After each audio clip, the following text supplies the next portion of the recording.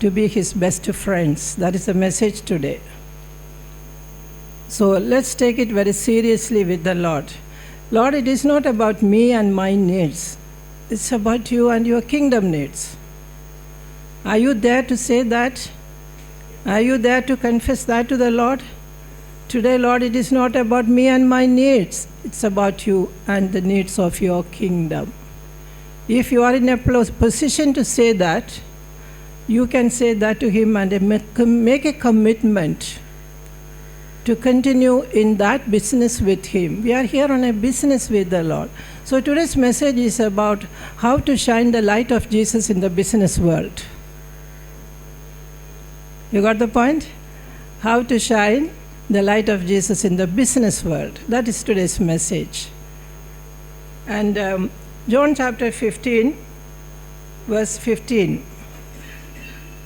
Yeah, you have to write the scripture. John 15:15, friend of God.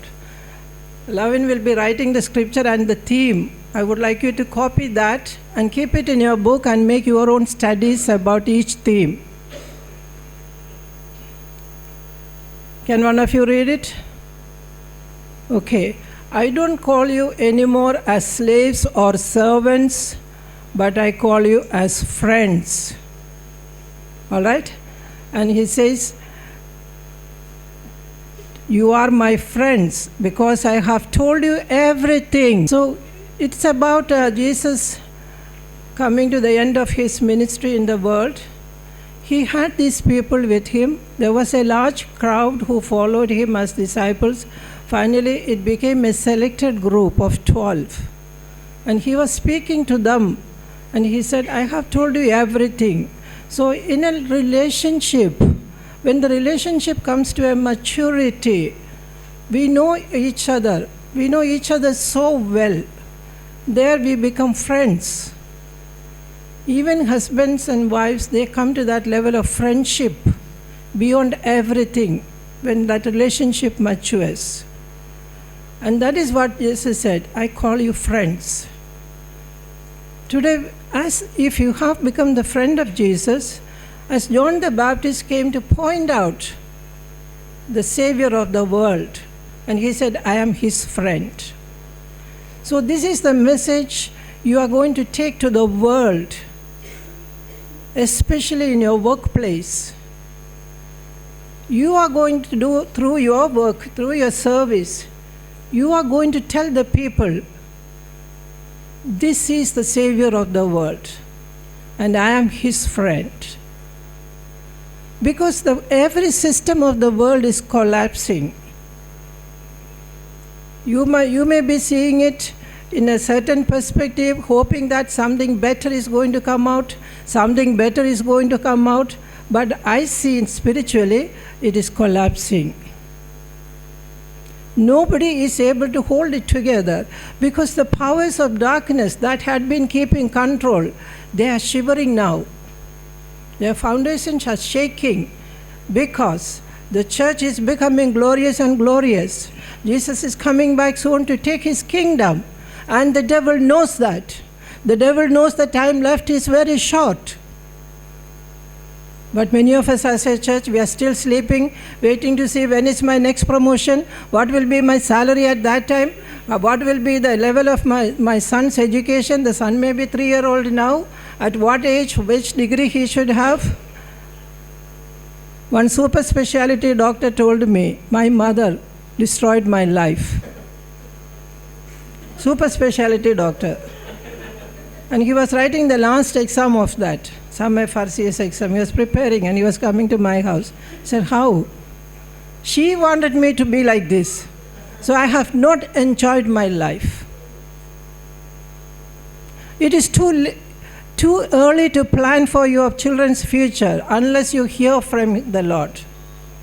And you prepare yourself and your children to do God's will.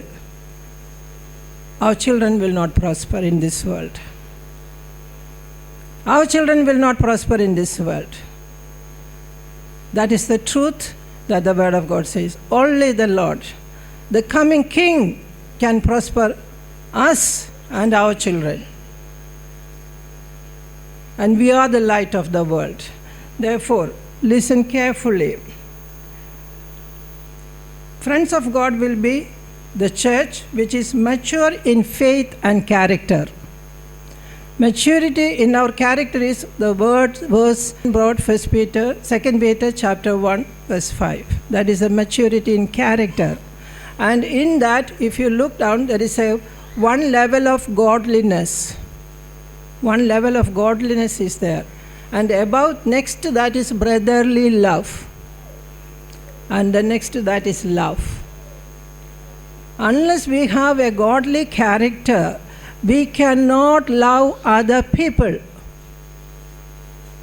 And when we are able to love each other unconditionally, then only we can love the sinners of the world. That is the mature level of our godly character. Second. Today's message is godly contentment. 1 Timothy chapter 6 verse 6. Godliness with contentment is a great gain. In my notebook I had written June 26th, I stood here before leaving. I took godliness with contentment is a great gain. And there I showed you some scriptures who did not want to be godly, but who wanted to amass wealth in the world, and they destroyed themselves. Today, we are looking at the other side of the coin. When we become godly, what is the gain that we are going to get? So today's focus is on the gain, great gain. Can you underline that word, great gain, in your Bible? We are going to focus on that.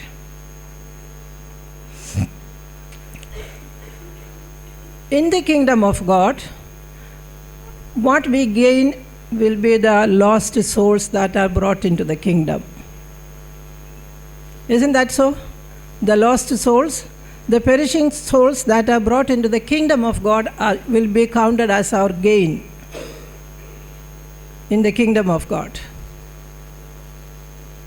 It is not how much money we give for gospel work. I can sit at home and do my work and enjoy my life. I have given enough for gospel work. So when I go to eternity, I will get a higher rank. You are wrong. You are not going to get anything. Unless you obey, love the Lord and obey, our offerings are abominations to Him. In Malachi chapter 1, that is what the Lord says. Will somebody shut the door of the temple? Their sacrifices are abominations to me. And you heard what Pastor Sunny said. Because an uninvited person came into the feast of the Jews, they ill-treated him, and that was the last thing that the Lord wanted to see. The Lord said, no more temple. See, this is what is going to happen one day in our life. We will think that, no, the Lord is pleased, the Lord is pleased. Unless you know what pleases the Lord, we are leading a useless life and saying that we are born again. The world is mocking at us. Other people who are not born again but Christians, they mock at us. We need to know what pleases the Lord, and therefore we are going to focus more on that. How to be a contented person at the workplace. So, chapter 6, verse 1 and 2, workplace. Relationship with your boss. 1 Timothy chapter 6, 1 and 2. Relationship with your boss. Now let's read it.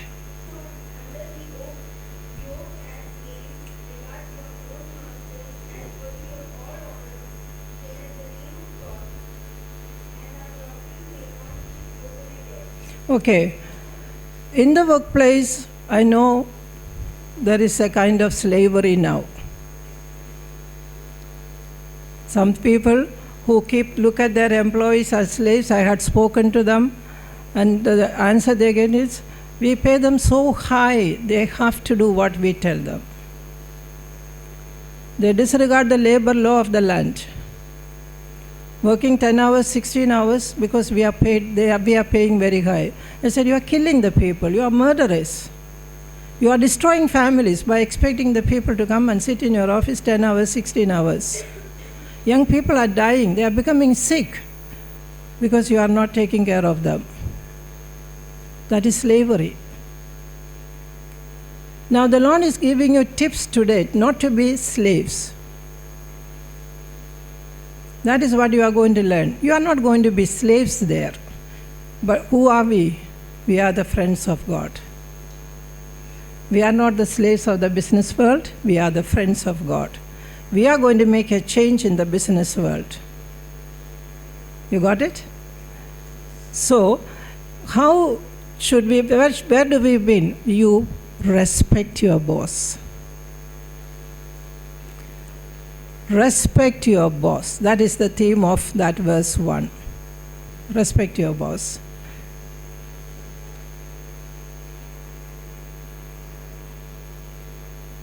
Then verse 2. Chapter 6, verse 2.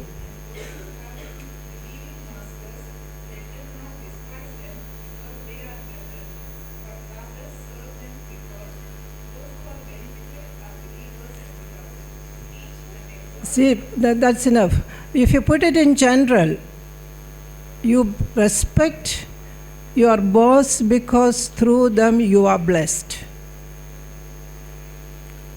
Through them we are blessed. Therefore, we have to respect them. Respect is an outward expression of love and honor everything. It is an expression that they have to see and receive. One young man, I had to tell him, your mother complains that you are not respecting. I am respecting my mother. I said, she is not receiving it. She is not able to receive your respect. That means there is something that is blocking you. The other person must experience and receive that respect. Then only we can enter into a right relationship with them, and the Lord can work through us in their heart and take away, destroy the yoke of slavery. That is the message today going to be like. How, with what attitude do you look at your master? This is the kingdom principle. You are going to get some names, titles, so you can, kingdom principle. That is the title for that same verse. This is the kingdom principle that you will have to use in your secular field. Now, verses 3, 4, and 5. Lavin.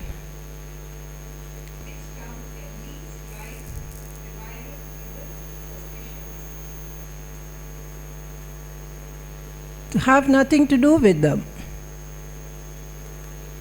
Don't enter into argument with people who want to dishonor God's word. God's word is in our heart and we are obeying it. If anybody wants to dishonor that word, don't have anything to do, because their character is very clearly shown to be as wickedness. The evil of the world will try to resist it. Have nothing to do with them means don't go into an argument. As Pauline was saying, continue trusting the Lord to shine the light and break their mindset. Don't get into argument, do your job, thank the Lord, and the Lord will work on them. Don't get into argument. This is our kingdom standard. Our kingdom standard is we don't argue with wickedness.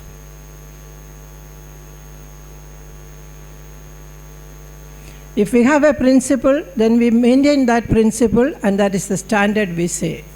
This is the kingdom standard. No argument with the wicked one. Now verse 6. Godliness. Say it. Godliness is a great gain.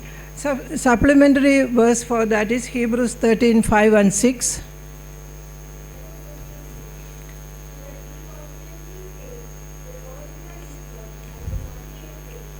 Okay, that's enough. The Word of God gives us clarity on what attitude we have to keep. I am not going to be worried about my needs and my lacks and all, I'm going to trust the Lord. If my boss is not providing what I need, I'm going to trust the Lord to make that provision come through. If it is from the workplace, it will come through. The Lord will do it. We don't have to worry, because if He sends the word, He will accomplish it, and then only the word will go back to the sender. That is what it says in the Bible. So, as the friend of God, we have the assurance that I am obeying the Lord. He will do it in this very same place and release what I should get. That is a kind of relationship the friends of God have with the Lord Jesus Christ. That is how we may remain contented in any situation. Another scripture is Psalm 27:1 to the same contentment. Psalm 27:1.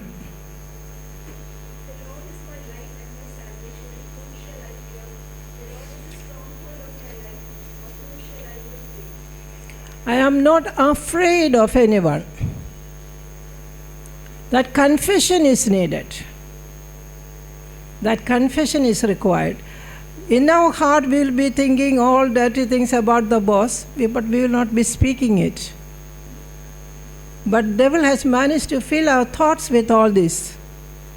So we confess it, so that the thought that comes from the devil, we cancel it there itself, and it returns to the devil.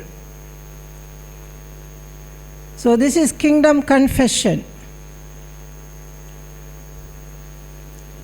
In our standard, kingdom standard, that confession is very important. That's why I am adding that to the kingdom standard. Is this helping you so far? All right. Now we go to chapter 6, 11 to 14.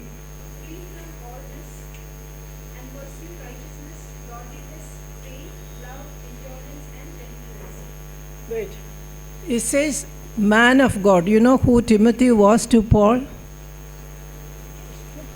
Paul was such a family friend of Timothy. He saw him from the infant stage. He took him around for mission training. They had a fight in between. Then they restored it. Everything happened.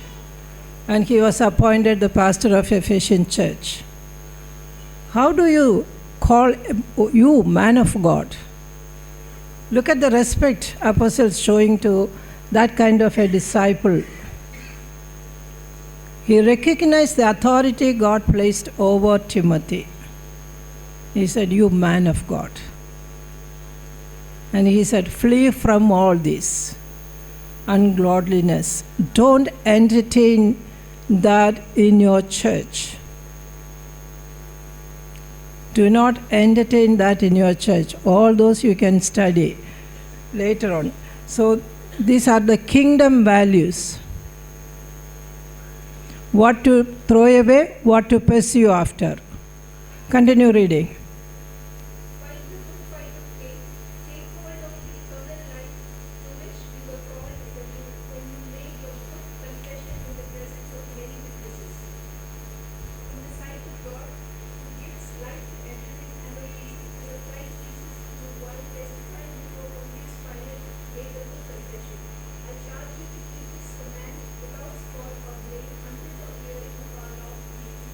So there is a value, kingdom value, very clearly picturized it there.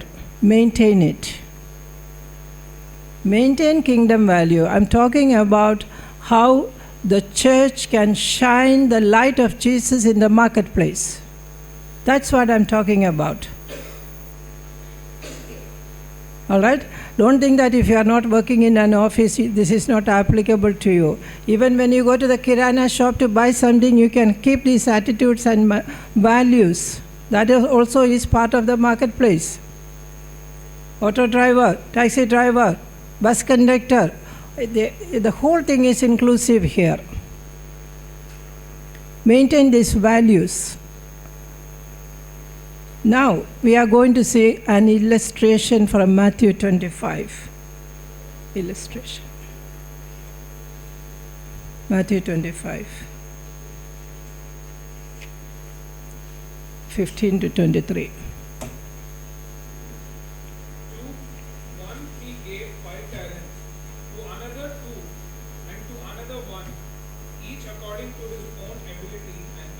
Okay.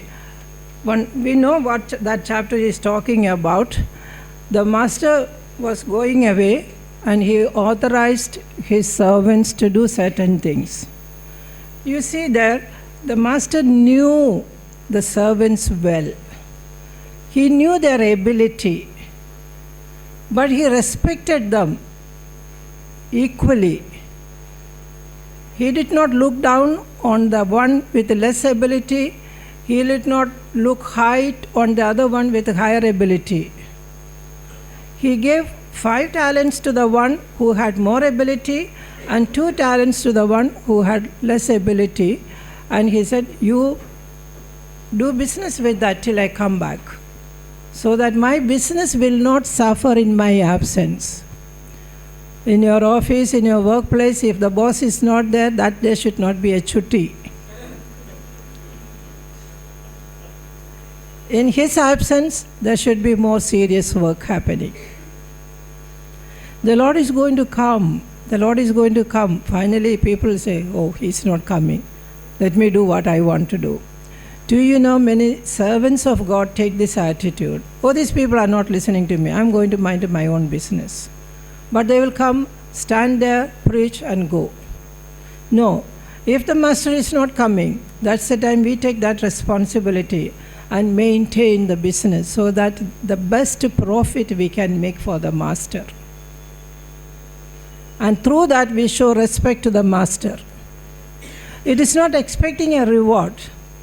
We respect the master and we value his property, his business. The business should not suffer. When I don't hear from the Lord concerning certain issues in the book, in the gospel work, I'm more serious. Lord, I'm not hearing from you. I can easily reject people, say I cannot do.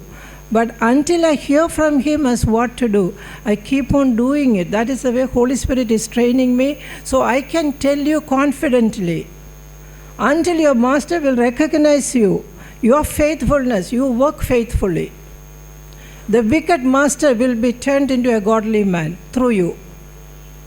Our actions and attitudes convey a very powerful message because the power of God goes with our actions and attitudes. There is power of God in our word. That's not enough. Our actions and our attitudes and our expressions, our giving and receiving, everything will go with the power of God. If you remember something that you have experienced, that will make it clearer to you. That is why the Lord says, godliness with contentment. The master did not want to overburden the servants. So, if you are not getting a position as you expected in the workplace, don't start grumbling. The master knows you need some more time. I had to give this advice to my son 2 months ago. It was such a time, he said, Mom, all these years I spent on this. The company said, we cannot give him that position yet, but we will give him another benefit. He said, it is not that I am seeking position. Why did they say that? I said, the Lord knows that you cannot sit there now. The Lord knows it. You need some more training to fight with the enemy who is holding that position. The people there do not know. So the Lord spoke to them, saying, wait. Until you grow spiritually, sense the enemy who is holding that position, and you are able to battle with that enemy, the Lord will not put you there. That's what I told my son. He said, okay. So according to our ability, godliness, if you are very godly, if you pass with a distinction, the Lord can put you in any place in this world. You will be able to defeat the enemy. So according to our ability is not the skills in the physical thing, it is also the spiritual skills. And these two servants did not continue reading. What did they do? Immediately the one who had received the 5 talents went and traded with them and gained 5 more talents. In the same manner, the one who had received the 2 talents gained 2 more. But he who received... Now we will hold it. See the godliness in the two servants. They did not compare with each other, and they did not grumble at the boss saying, see, he gave him 5 so he can make that much more, he can get a better promotion. He gave me only a small place, only a small division. You see, we can compare that assignment. But they did not do. There was no comparison, there was no competition. Grumbling leads to comparison and competition. Godliness with contentment is a great gain. One of the gain is that we are satisfied with wherever God places us. There will be no comparison, no competition. That is one gain that we see here. And because of that, the joy of the Lord was within them. The joy of the Lord is my strength. I can do everything through Christ Jesus who strengthens me, as Apostle Paul said. With that conviction, the one with the 2 talent went ahead. The one with the 5 talent went ahead. Both performed equally, 100%. And they came back. When the master came, they came and reported. Continue. But he who received the 1 talent went away and dug a hole in the ground and hid his master's money. That we will keep there. We will discuss it later. Go ahead.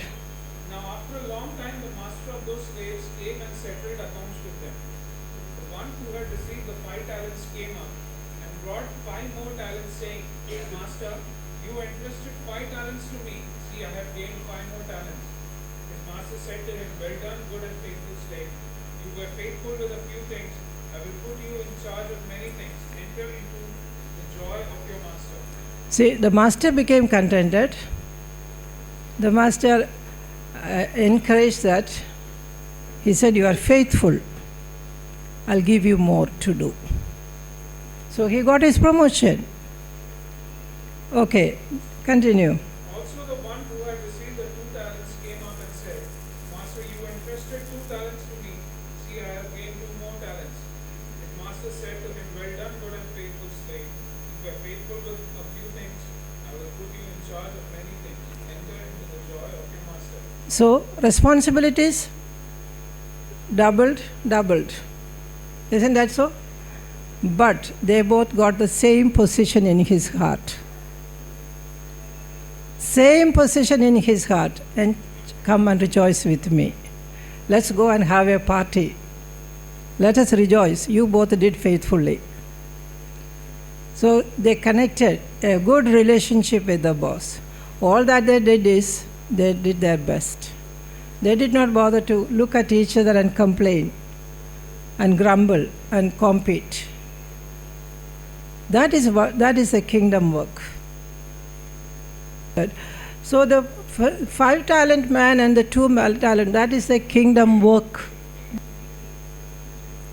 There's no comparison and competition. There's no greed. Being content with where the master places, where the boss places each one. And respecting each other's boundaries. And coming back with a joyful heart and reporting to the master, see, I did. And the servants knew what the master's expectation was. They did it because there is a good intimate relationship that was building up. During the process of working with that master, an intimate relationship was building up. So they knew each other. The master knew his servants knew the master. If you can build up a relationship without expecting any reward from your boss, and at the same time respecting the boss for who the person is, the Lord has put that person over you to provide you with the blessings. That is how you look at and respect that person, because you respect God who put you there under that person. That godliness, when we maintain, that is kingdom work. Now we go to that 1 talent man, he hid it. He had no respect to the master, first of all.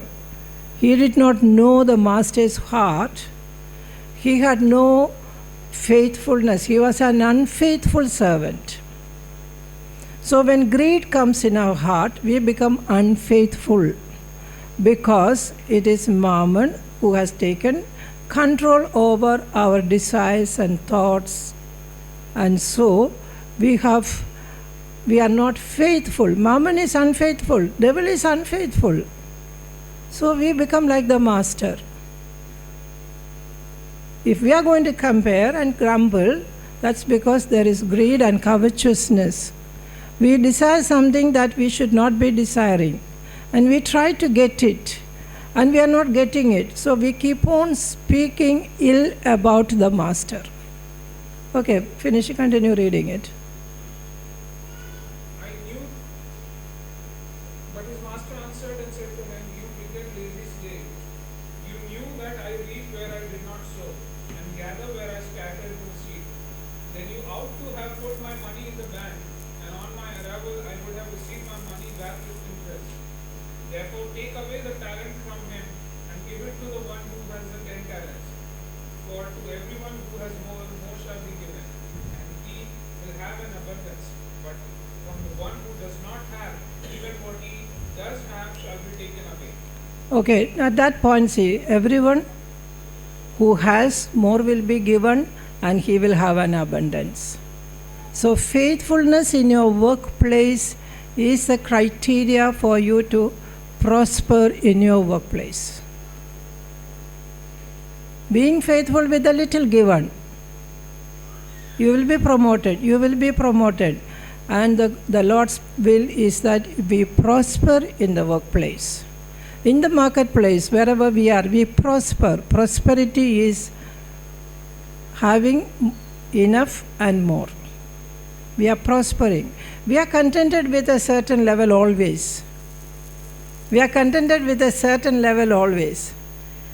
If it is roti and sabji every meal, we are contented. That's all we need. We are not thinking about eating anything more.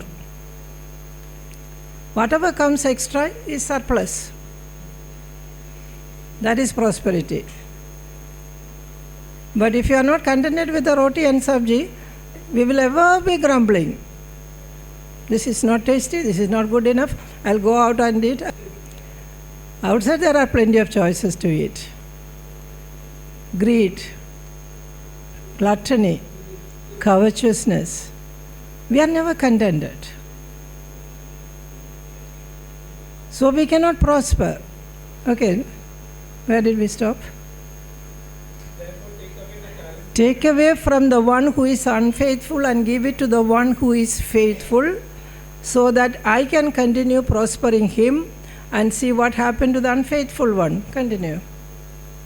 For to everyone who has more, more shall be given, and he will have an abundance. But from the one who does not have, even what he does have shall be taken away. Throw out the worthless slave into the outer darkness. In that place there will be weeping and gnashing of teeth. The one who did not respect the master had to be thrown away into destruction.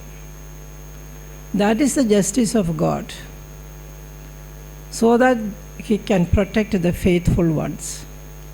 Unfaithful ones being kept there, always nagging the faithful ones, is injustice. It is injustice to the faithful ones. So from time to time, God removes the unfaithful ones. And the faithful ones continue prospering. The one who took the 5, made 10, he did not ask for any extra bonus. But he said, I'll put you in charge of many. From where did the many come? He took the one who was unfaithful and gave it to the faithful one. You handle this also. So the justice of God is to promote those who are faithful and at the same time destroy the unfaithful. Where do you stand in your life? This is what you have to look at now. Where do you stand in your life? We'll be giving a few minutes to think about it and note it. Now, a summary of what we heard is love and obedience will build up relationship. The one who received the 5 talents and the 2 talents, they loved their master. They took responsibility over the investment. They wanted the investment to continue growing even in the master's absence. Love and obedience build up relationship. Relationship with the master makes it easy for us to relate with each other also. Jesus also had a core group with him.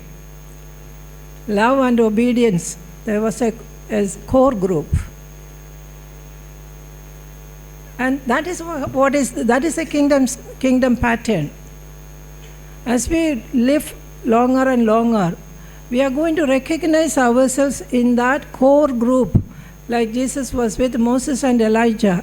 You are going to experience many times the Lord personally coming and speaking to you certain things. About you, what the Lord put in my heart yesterday did not give me sleep. And I was rehearsing it and smiling it, and then I got up and when I started reading and praying and making notes, another 2 hours. Then only I went back to sleep. I thought, why should I waste time? The Lord will come personally and have chats with you. Love and obedience build up what? Relationship. Godliness with contentment is a great gain. The great gain is an intimate relationship with your Lord, with the King. An intimate relationship with the King. That is the great gain that we get it. So 3 things came out of this Matthew 25. Contentment in the master's heart when his employees respect him and do a faithful work. Respect shown to the master and faithfulness in the work gives a contentment in the master's heart. Isn't that so? Number 2, contentment in the steward's heart. The stewards were also happy, contented, yes. What was their contentment? We were able to do what the master wanted. That was the contentment. They did not have any other thought. We want to do what the master wants. And absence of comparison and competition leading to jealousy. Absence of evil in the workplace. That is the 3rd gain. Number 4, peace and joy among the workers, contributing to welfare and prosperity. Peace and joy, contributing to welfare and prosperity. This is the kingdom culture. Conclusion. Right conclusion and right kingdom culture. That's enough. So the great gain is that, now we come into the last part of the conclusion. You have shown the light of Jesus in your workplace. You have accomplished what Lord Jesus wanted you to do.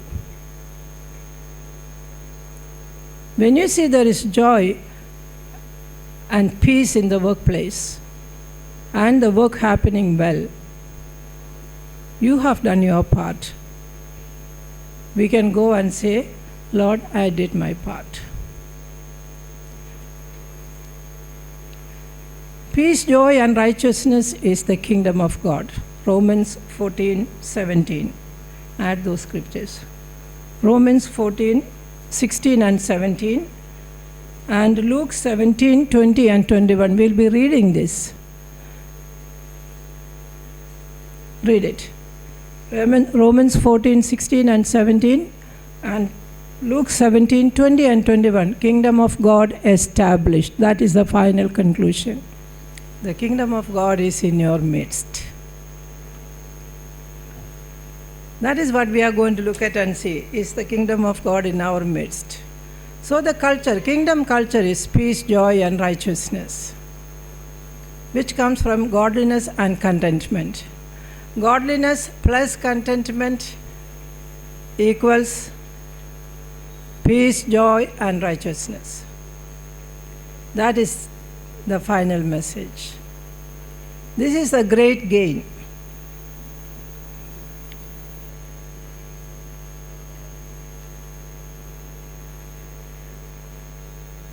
If you had been able to apply something somewhere, recognize it, come to a decision as what change I am going to make.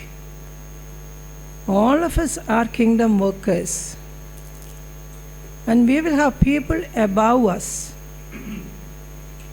All of us are workers, kingdom workers. We will have people above us. Maybe that is the pastors or parents or husband or whatever be that, whoever be that, or in the workplace, whoever be that. We have people above us. And they are placed there so that the Lord can bless us through them. So first thing is to gain contentment with the situation that we have. For that we have to have godliness growing in us. Then we will be able to establish the kingdom of God on earth. And the Lord is waiting to see that being fulfilled so that He can come. He is waiting to see the fulfillment of this. That is why I told you the worldly systems are collapsing so that the people of God can rise up and build them up in the godly way and save many, many perishing souls and bring them into God's kingdom. If one person can bring 5 into the kingdom of God, through the 5, the Lord will bring another 500. Through that another 500, the Lord will bring 5 lakhs. It will multiply very fast. Very, very fast it will multiply. Don't doubt about it. Let's do our part.